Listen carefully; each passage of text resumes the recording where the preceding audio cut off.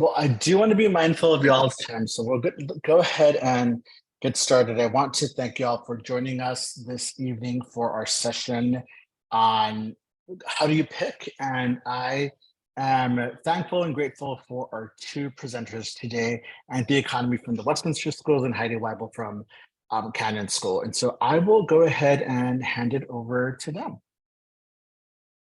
Well, and again, thank you everyone who is joining us today or watching this later. We are really excited to talk with you tonight about basically how you make your college decision. At this point in the stage, you've probably been accepted, hopefully, to several colleges, and I think you should take a moment, celebrate that, pat yourself on the back. That is a huge accomplishment, and it is a wonderful opportunity to be faced with having to select between different universities and determine which one's going to be the best fit for you. Our hope is that through this session, we can provide some information that hopefully will help you feel confident about this process, help you understand things to think about, and make sure that you are really happy with the college that you choose to enroll in and know that you're going to thrive there both personally and academically. So we're excited to be with you tonight. Thank you so much for that introduction, Heidi. I'm Anthea Economy, and I'm going to ask a couple of questions here before we get started. And if you want to just put your answer in the chat, that would be great. We want to know first and foremost, who is joining us? Are you a student? Are you a parent or a guardian? Are you a college counselor? If you can put that in the chat, that would be great.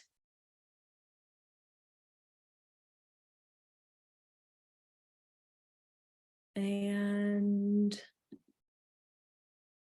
second question will be, how close are you to making your college decision? Are you nowhere near being ready? Are you maybe kind of starting to think about it? Or are you pretty sure you know where you want to enroll? You can put that in the chat.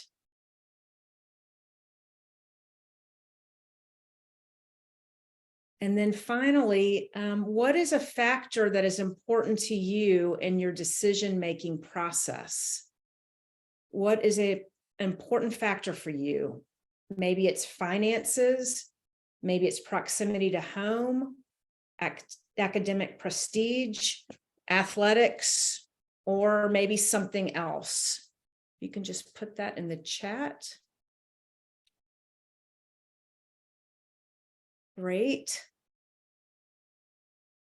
Not a whole lot of participation tonight, which is okay. We're happy to be here, and we welcome the people that are here right now. Hopefully you'll take something away and this can be useful to you. And we wanted to start actually by sharing just a little bit about how we kind of made our college decision. Again, my name is Heidi Waibel. I'm the Associate Director of College Counseling at Canyon School, which is located in North Carolina. And I actually went to school in North Carolina as well. I am not born and raised, but moved to North Carolina for college and just never left. I actually only applied to 2 schools. And really, I had the benefit of attending a large public high school and then also a small private high school as I transferred halfway through. So I kind of already knew a little bit about what I was looking for in a college, even when I was applying, and only applied to smaller private schools. So they were actually very similar to each other as I was trying to narrow down that decision. But for me, finding a school that was going to have a lot of opportunity to connect with me personally, to provide me some of that academic support, and had a wide range of majors because I really didn't know what I wanted to do with my life, were some of the most important factors to me. And I found that in High Point University in North Carolina.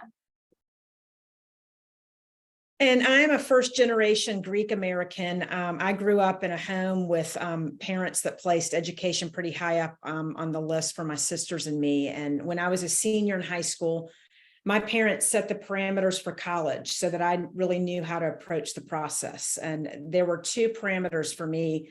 They said, number one, Anthea, you will go to college. That's not up for discussion. And the good news was that I wanted to go to college.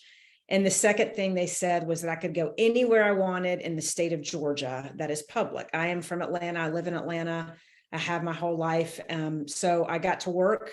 I only also applied to 2 colleges. I applied to the University of Georgia and to Georgia Southern, and that was it. And I knew I didn't want anything small. and I knew I wanted to go away from home. So I got into both, which was very fortunate. Today, in today's world, that would not be the case. But ultimately, I ended up attending the University of Georgia. It was exactly what I was looking for.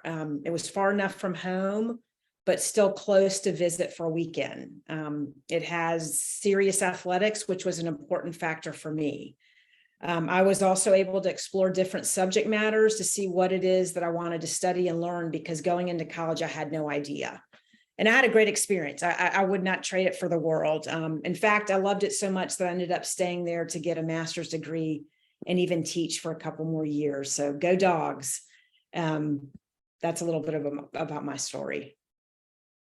So an important factor to consider as you weigh your options is how your guardian or parents will support you. And parents, your children should own this decision and do what is right for them, but with your guidance and parameters, just like, my parents had done for me. But students, be open, please. Listen to your parents and your guardians. They have life experiences that can help you make this important decision. Think about things like, how far is it from home? How much out of pocket will it cost my family? Does the school offer a culture that is conducive to my family? You all want to be on the same page. So on the next slide, getting a feel for the school is important before you make your decision. If you're able, try and go to the accepted student day, or simply go and walk around, do a self-guided tour, have a friend show you around if there's someone there. Pay attention to things like, do the students seem happy? I do that all the time. It's very telling for me. Do people look like you? Could you imagine yourself attending there? And if you can't attend in person, which is very, very often the case, look for virtual tours. In a post-COVID world, schools have really upped their social media presence and have made virtual tour options much more appealing. It can often feel like you're even there in person. So in the next slide, we suggest that you might consider getting in touch with alums. Ask your school counselor, if you have one, if there are any alums attending that school. If so, talk to them. What was the transition like coming from your high school? What do you do on the weekends? Is there a particular culture that I should be aware of? Do professors help? How can I get active? All kinds of questions are, that's how you really get to understand a school. In my opinion, really, alums can be some of the best resources that you can have. And if your school has no alums, or your counselor can't help in that regard, then contact the college and ask them to put you in touch with the current student from your city or state, and they'll be glad to do that. Then as for college reps, reach out to yours. You can do something as easy as Google college rep for North Carolina or college rep for Georgia on their website, and it can even get more granular. You can potentially have a counselor assigned to your county or to your school district or to your region.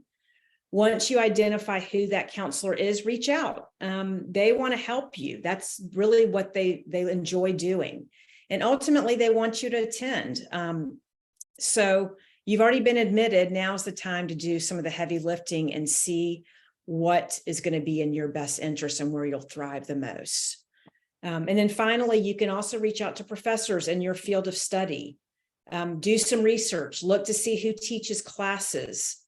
Contact those professors with questions. You may or may not get answers, but you can certainly try. And if you don't get answers, you can ask your college rep to help you arrange some kind of correspondence with that professor. But ask questions about classes, majors, departments. Truly, professors want ambitious students to help take their classes and also to help them with research. So I'm going to pass it over to you, Heidi. Wonderful, thank you. I really want to first focus, and we're going to go through determining fit. and trying to make sure how a college might actually be a good match for you. And fit goes beyond just really having some of the surface level criteria you're thinking about, and really making sure it is going to be the best fit for you in terms of how you're going to thrive. I always tell students you can probably survive anywhere, but where are you going to thrive? Find that school that's really going to have every aspect that's really the most important to you. And so in my opinion, first and foremost, academics should be a first option for you. You're going to school hopefully to get that wonderful education, get that degree, be able to move forward in the world. And so you really want to make sure the college that you're thinking about enrolling in is a good academic fit. And so I have listed some questions up here on the slide for you to kind of think about, reflect on. And I know one of the very first questions on that slide seems almost kind of basic, right? But you have to remember, when you were applying to college, it was several months ago. A lot of students are applying starting in really October, November, December. And as you're getting closer to that May 1 decision date, you need to think back and go, hey, was the major I was really looking at, or maybe even the major I researched when I was selecting what schools I was applying to, still the program that I'm interested in today? Because if it's not, then you definitely need to go back and do a little bit more research on the schools that are on your list. Or if maybe you're kind of undeclared, just like I was when I decided to go off to college, understand how easy it might be to then switch your major. How the support is even to declare a major. Some of those components can actually make a really big impact on your experience as a student in the classroom. You can think about additional programs. Do they have an honors program that you've been accepted to, fellowships, living learning communities, places that might actually enhance the opportunities there? Now, always make sure though they're going to be good matches for you. Some students are really looking for those opportunities, some are not. So as you're doing this research, as you're thinking about what a school offers, always reflect it back to you and what matters. But if you have two schools, both great academic programs, but one maybe has a living learning community where you can connect with more students who have the same interests as you, have more engaging discussions about your major or your passion, that might be something to take into consideration as an extra bonus in that school's kind of pro-con list. The learning environment as well, I always think that should be something to consider too. Like I already mentioned, I had in part the benefit of having to transfer schools and experiencing what it was like in a larger school classroom setting, as well as a smaller one. So that's why I knew I wanted schools that had that smaller classroom setting. So think about where you thrive, think about the learning environment, and then go back to that school and research some of it. I always tell students as well, remember that an average class size doesn't always give you the idea of exactly what your freshman classes are going to be like. Those tend to be bigger. So are you going to be comfortable in those learning environments? I had a student who I share as an example a lot because for her, the learning environment really mattered. And she really wanted to make sure that the school she went to, she was able to connect with faculty members, be able to communicate with them, assist with research. That was one of her top priorities. And that's something a little bit harder to actually research. A list of majors, a list of programs, you can find that on a school's website. But understanding truly how engaged the faculty were with the students was a little bit more difficult. So what we did is we actually went to the school's website. We went into that department website where a list of faculty was found. And we actually emailed faculty at 2 different schools, her top 2 schools on her list. And I said, I don't know if you're going to get any responses, but this is a great way to just kind of see how faculty members might engage. And I can tell you at one school, she didn't get responses from either of the faculty members you reached out to. At the other school, she had one faculty member respond and say, hey, thanks for your email. Based on what you've shared and what you're interested in, I'd actually recommend you talk to this faculty member because I think they'd be a great match for you. Another faculty member responded and said, absolutely, I'd love to talk to you. Let's set up a time to talk on the phone because that's a little bit easier than email. Can you guess which school kind of went to the top of her list? I told her, if these faculty members are willing to connect with you when you're not even a fully enrolled student, think of the access and the support you're going to get once you're actually a fully enrolled student there. So be creative in some of your research, determine what is going to be the best fit for you academically, and seek it out in those unique connections as well. But definitely do that research and understand what really is going to matter for you now that might have also changed over the last 6 months or so. Great. A huge factor you may be weighing is the social fit of the colleges in question, and do not underestimate its importance. You're going to college to learn, of course, first and foremost, but there are going to be so many other ways that you spend your time, and you're going to grow in those areas as well. You'll become more independent, right?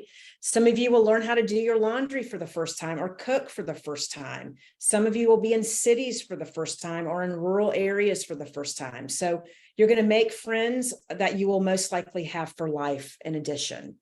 Outside of class, what is there to do? Does the campus offer clubs? Does it offer social activities that interest you? Is there a town to do things in, or does the life of the school happen on your campus? So do your research, see what there's to do. And if you go to visit, try and stay over if you're able to see what the nightlife is like, and also what students do for fun. Switch over now. And I have the wonderful joy of talking about the thing that sometimes makes families uncomfortable, and that's finances. A lot of times when you might have been applying to colleges, you were mindful of how much a college costs, but it wasn't necessarily as limiting of a factor. Now, when it comes time to actually enroll in a school, you're faced with the reality that financial components is going to be a factor for a lot of people. It certainly was for me. And so understanding what aid is available, understanding what your family can afford, that has to be a conversation that takes place. It's never comfortable. I know for me, when I was a high school student, I did not talk to my parents about finances. Before going off to college, I never sat down and asked them what they had in savings or what the opportunities were going to be like for me. But as we got into college, that became a factor. It became the time where they really had to sit down and say, even our income has changed, and we're going to have to take out more loans if you're comfortable with that, or you're going to need to put your summer job money towards college now. So it was definitely a component that I highly encourage you to talk about with your support system earlier on in the process rather than later. One of the things I also want to make clear to families as well and to think about is that long-term picture. Some families will say, yes, we can make it work, whatever college you want to, we'll figure out a way.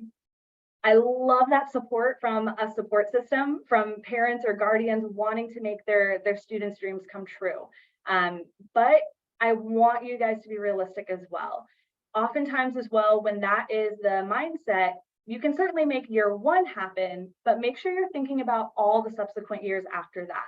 College is a 4-year time frame, so that amount of money is going to be something you have to pay every year for 4 years. More if you're going to be going off to graduate school. I'm not saying this to scare you, and hopefully that is not the outcome, but I do want you to have those honest conversations. I also want you to make sure that you're thinking about researching some of those different scholarship opportunities. A lot of schools will auto consider you for scholarships. So maybe with your acceptance letter, you already know you have some scholarship aid, and that's fantastic.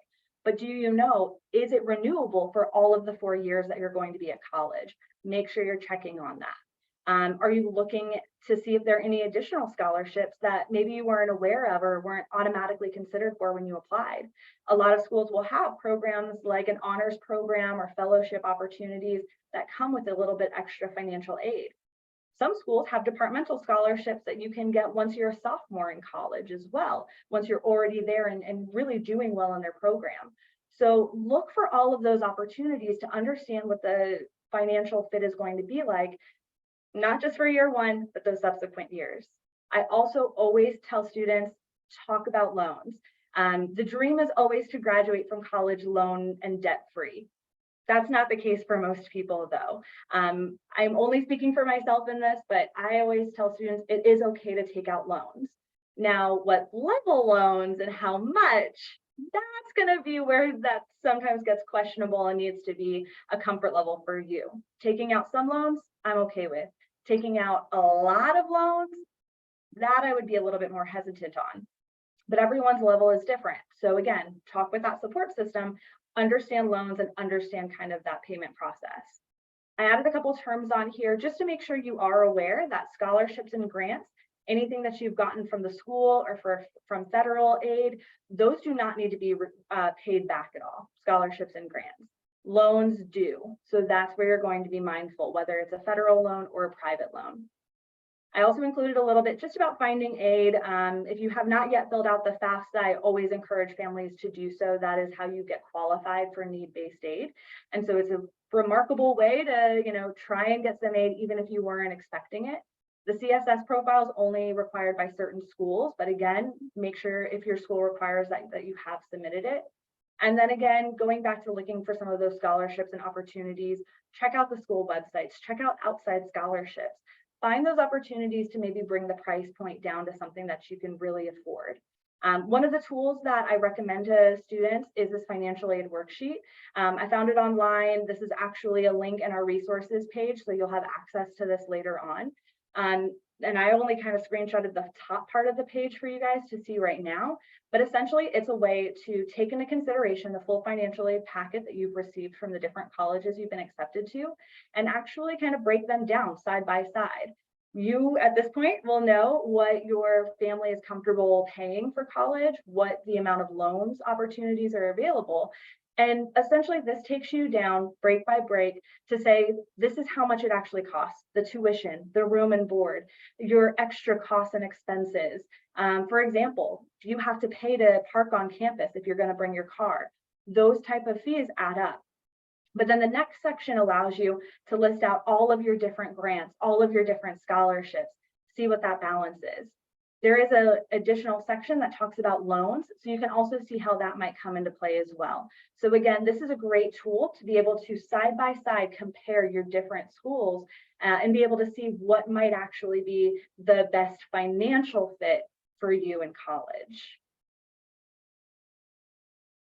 Well, here we're going to stop for a second and just take a pause and see if there are any questions that you all might want to ask about anything that we've already discussed, or something that you may have a question about that sparked your interest as we were presenting. Don't leave quite yet because there's more info, but just wanted to pause here for a second.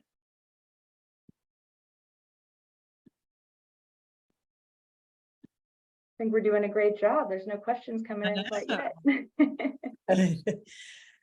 Okay. Here we are. Yeah, so we did just have a question that came in asking how many schools we're recommending our students apply to. That really varies, honestly, between the students. I would say on average, our students tend to apply to about 8 schools or so.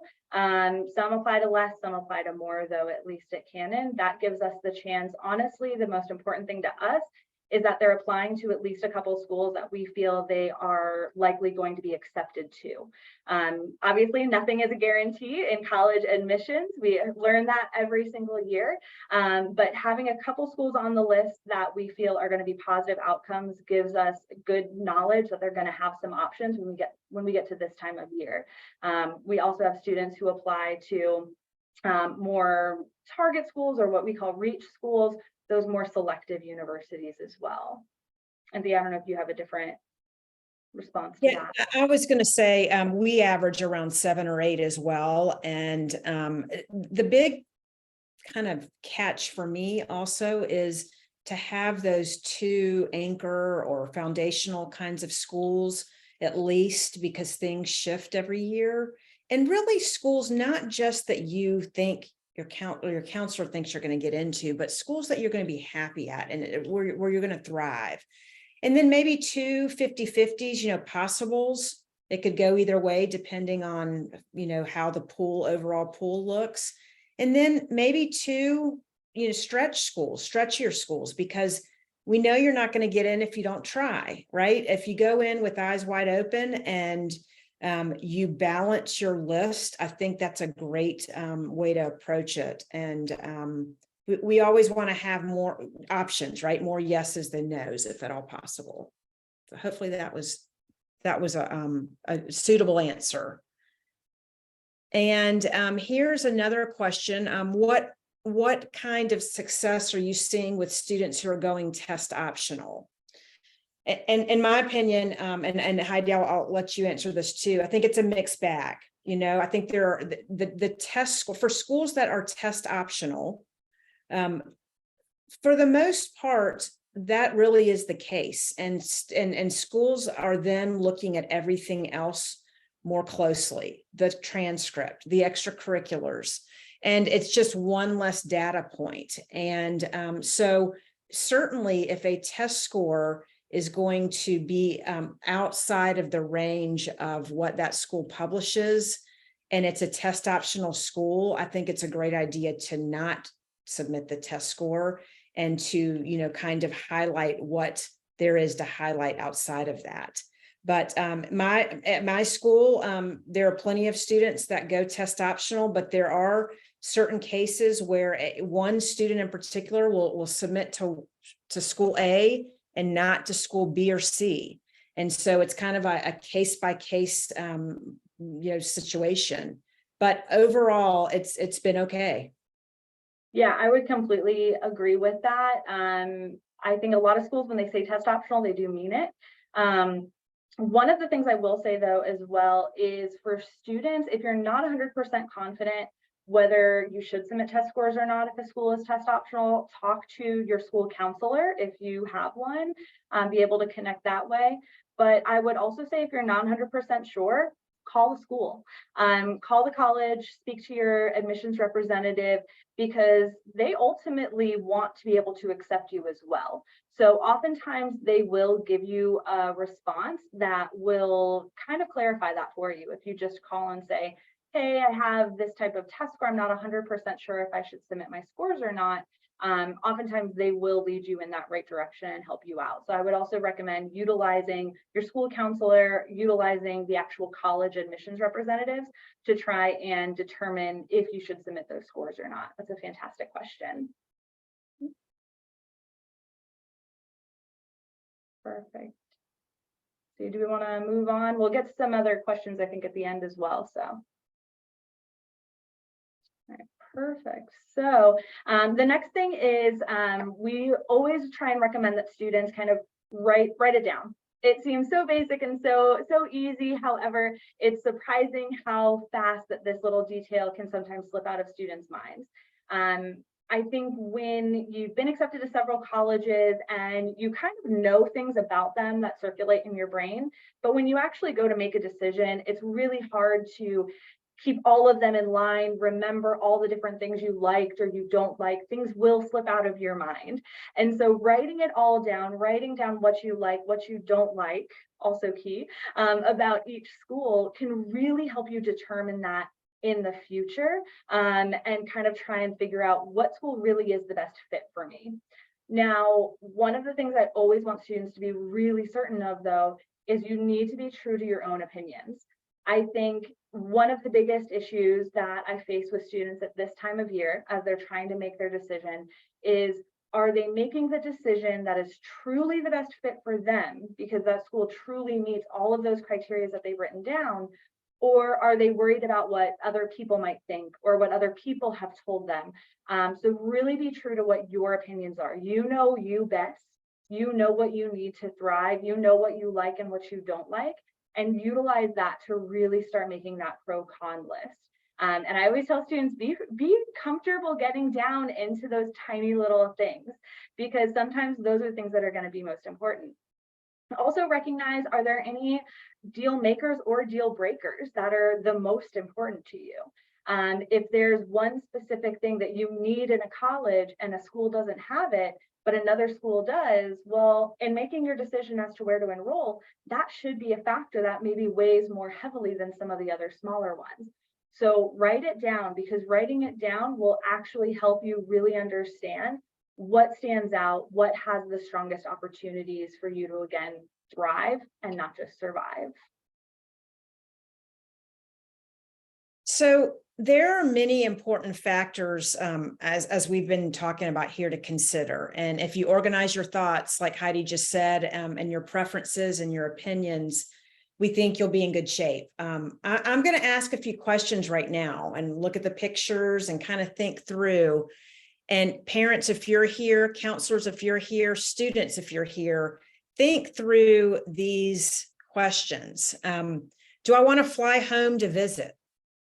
Am I going to be okay with snow or heat year round? Can I find a yoga studio or a running trail? How much is this going to cost? Is my major offered? Can I study in Egypt or Sweden even? Will I be able to conduct research? Can I be a part of the Divine Nine or another sorority or fraternity? Are there churches around? Is there a Hillel? Do students here look like me? Will I be around diversity? Does my AP credit or my IB credit count? Or will they accept them? And is this college going to prepare me for my future? Think what's important to you. Those are just a few questions to think through. So we're going to show you a criteria sorter right now.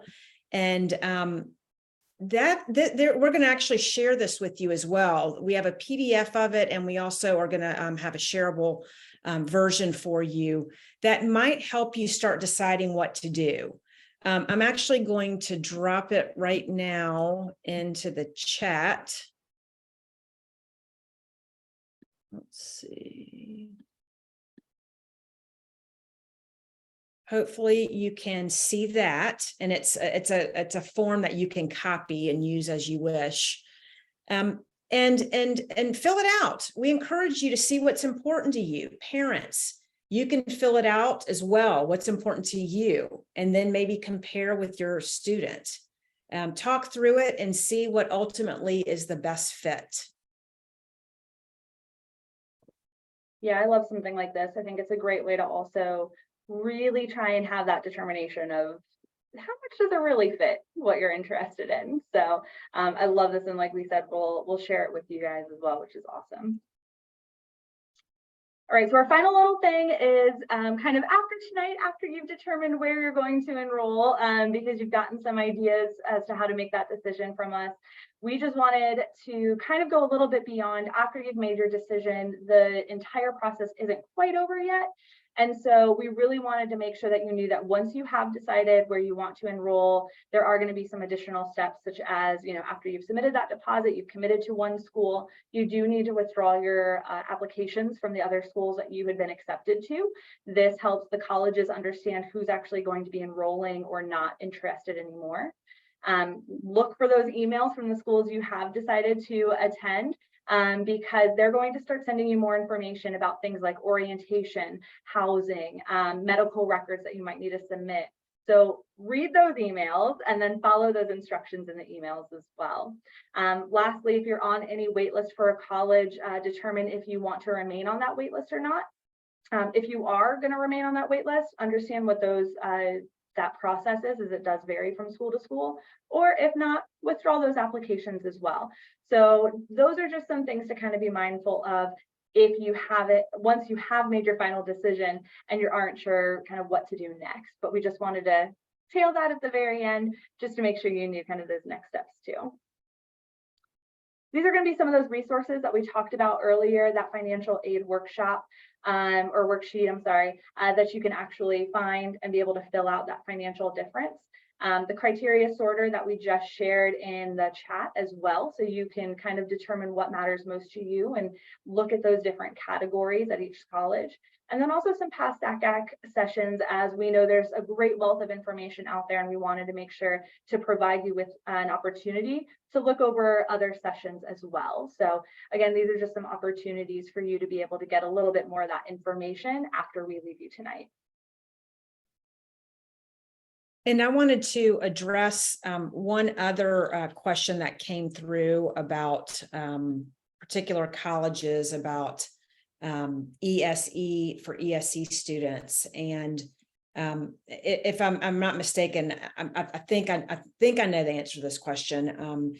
It's for learning differences and for students that also the question was, what should these types of students be asking admissions counselors? And I think one of the most important ones would be to inquire about the Disability Services Center, or do any kind of accommodations, can they roll over into the college experience? Are there people that can help particular students? And that's where I would start first and foremost. And then a few colleges I know that I've had students attend have been Lynn University in Florida. There's a Landmark and Beacon. Those are three that come to mind. Then I believe Arizona State might also be in the mix for a larger experience, but certainly, at least hopefully that gets us started. Yeah, I would agree with those potential schools as well. I would also say, when you're doing some of the research on the different types of support, identify what is actually already included, and if there are additional costs that might need to be paid to be able to get some of that advanced services. Sometimes that can be an additional cost at schools, which, if your family is comfortable with that, wonderful, but that should be another consideration. But yeah, definitely those questions were fantastic ones to be able to ask, again, based on what specific support that student might need. And please feel free to drop any more questions in the Q&A, the chat. But we are very appreciative for you all joining us tonight. Thanks for being here. And we'll definitely, Juan, if I'm not mistaken, we'll get this slide deck to the attendees for this evening. That's correct.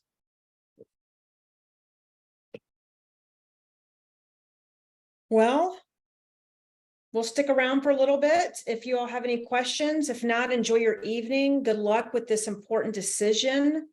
And hopefully some of what we said tonight, gets you starting to think at least a little bit more. So thank you for being here. Yes, thank you.